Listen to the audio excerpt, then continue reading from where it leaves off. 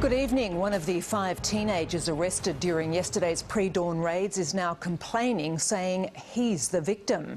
He's one of 3 teens released by police while 2 remain in custody. 19-year-old Ethan Cruz claims he was physically and racially attacked during his arrest. Bruised and swollen, 19-year-old Ethan Cruz shows injuries he says police inflicted on him during yesterday's pre-dawn terror raids in Melbourne.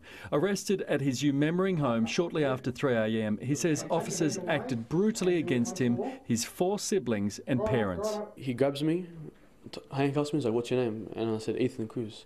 He's like, "Yeah, that's the one." He kicks me right across the face. He says his sisters were dragged out of bed by their hair and officers didn't tell the family they were police. Honestly, I thought it was like bikies coming in the house. I thought I was going to die that night. He had his banging and banging and banging, and the next door just flew open and the rifle come through, like, straight at my face. They come in like with full, like, I don't know, look like ISIS themselves, the way they're all dressed, you know, just the eyes showing.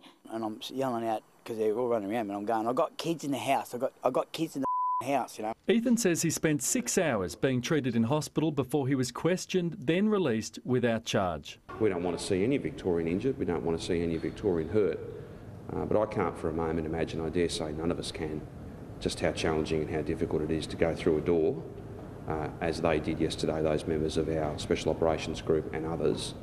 Police arrested 5 teens in raids yesterday and believe the group was inspired by Islamic State to plan terror attacks at Anzac Day events in Melbourne.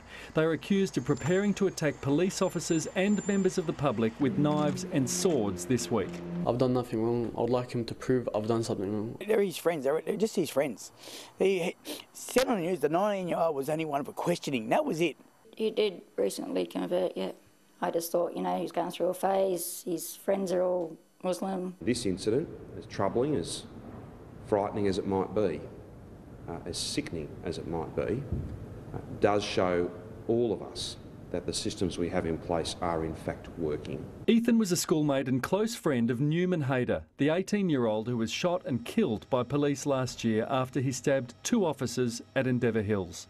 He would sleep over my house, he was a good guy. The media have made him out to be a bad guy.